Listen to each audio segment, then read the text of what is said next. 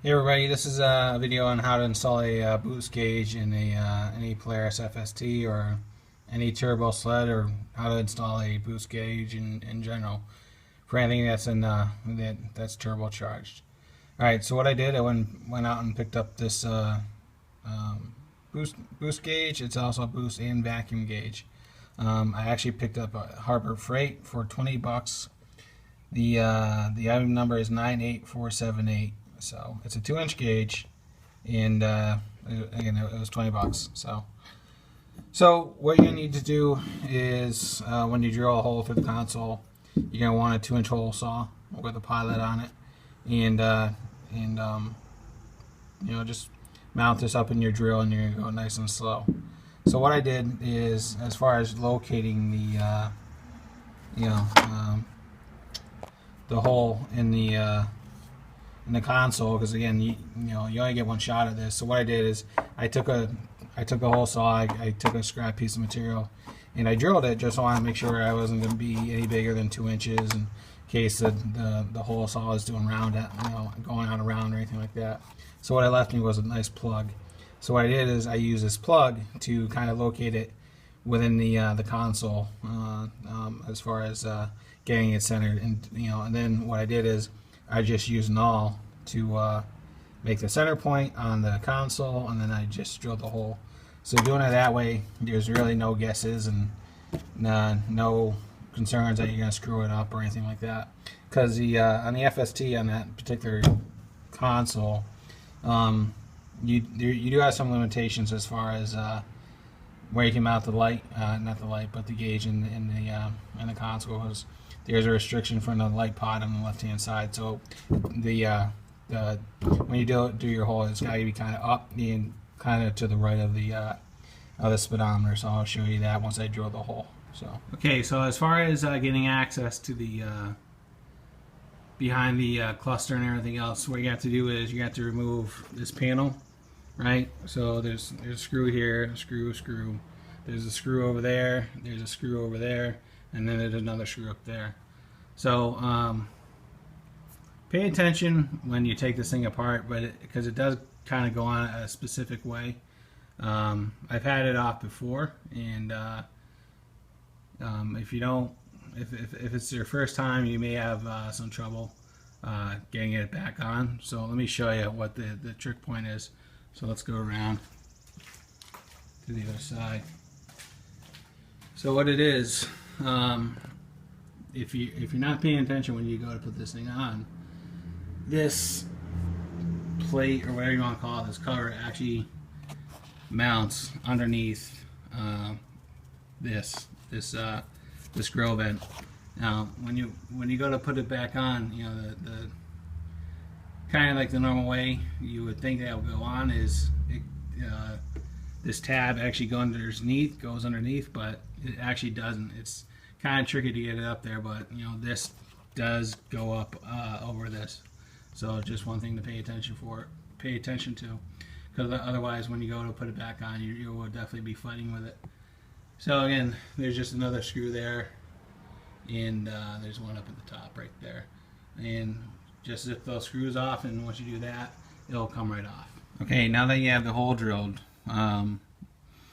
in the console, what you need to do is actually take the console off to get behind it, and so you can make your connections, clamp the gauge on, and everything else. So it's just a lot easier to take it off, and to do that, it's not that big of a deal. What I did is I took the windshield off just to give a better view of it. But the console is held in to the hood by some clips across the top, and then there's a screw on this side, which actually is used for the windshield, but also doubles holding the console on. And there's one on the other side.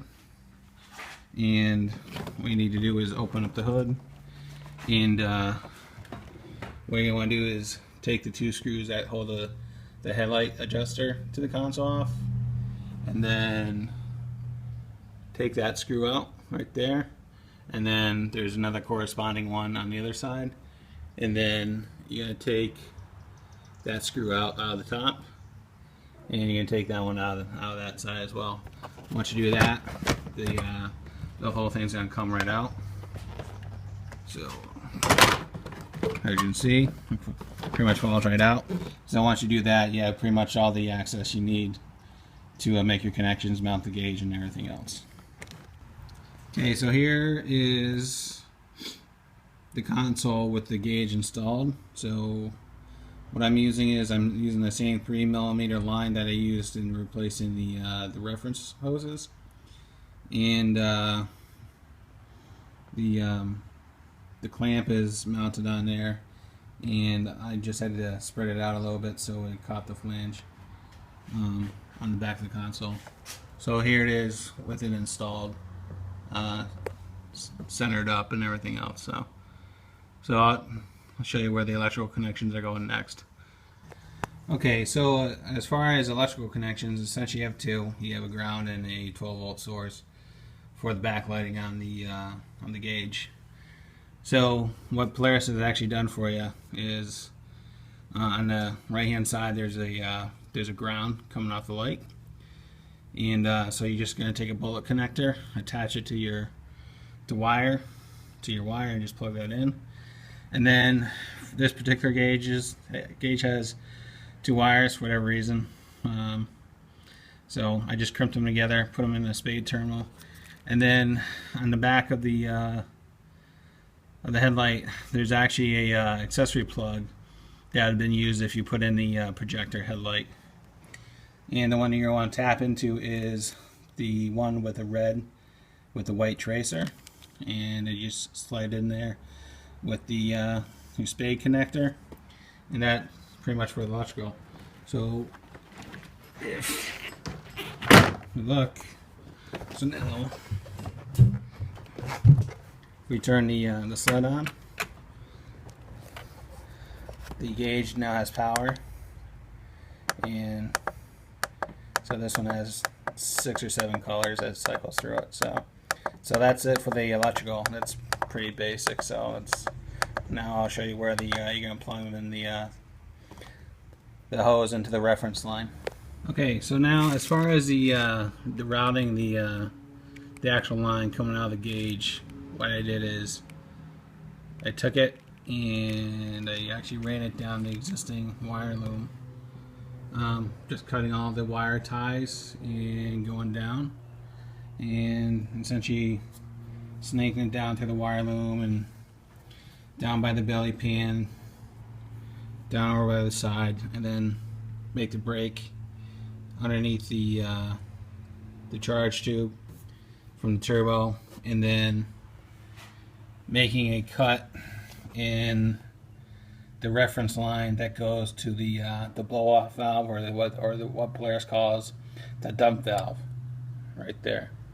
So essentially, just made a cut, inserted a T, and used some couple clamps and a couple of small wire ties on it, and it's nice and secure. So when you're doing this, make sure it's not rubbing up against any sharp edges or anything like that, and tie it when you can, and go from there. Your reference lines may be clear from Polaris. I already went through and replaced all the reference lines as part of my summarization project. Yours are more likely are clear, but these reference lines are actually 3mm fuel lines. So the resistance, not that it matters, because they're only going to be having air through it, but they are resistant to fuel, and they are pretty snug on the fittings from Polaris. So essentially, once you make your loop and your wire, tie it, and you make it nice and neat. Now it's just a matter of putting everything together. Okay, so here is the finished product, all installed and everything else.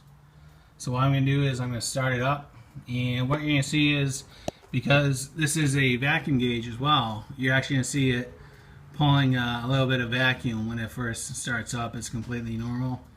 So let's go ahead and start it up, and just to show you, it's still on the trailer. I have it supported by ratchet straps to my ceiling, just so I can show you the functionality of the gauge.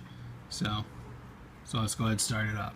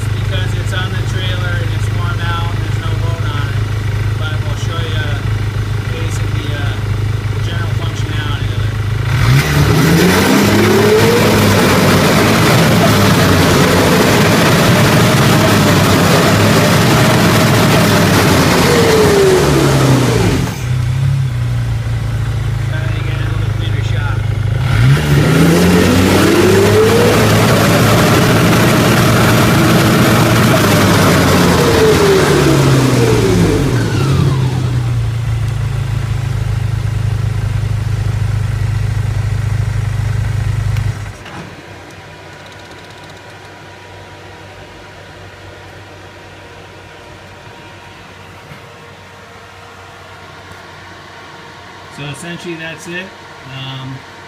Again, since it's on the trailer and it's warm out, I think all we saw was about 12 pounds of boost, and then the track started dancing around because it's suspended up in the air. But essentially it works, and that's essentially it. It's really not that hard. Just take your time and you can do it on your own. If there's any questions or comments, go ahead and throw them in the box and I'll get back to you as soon as I can. Thanks. Bye.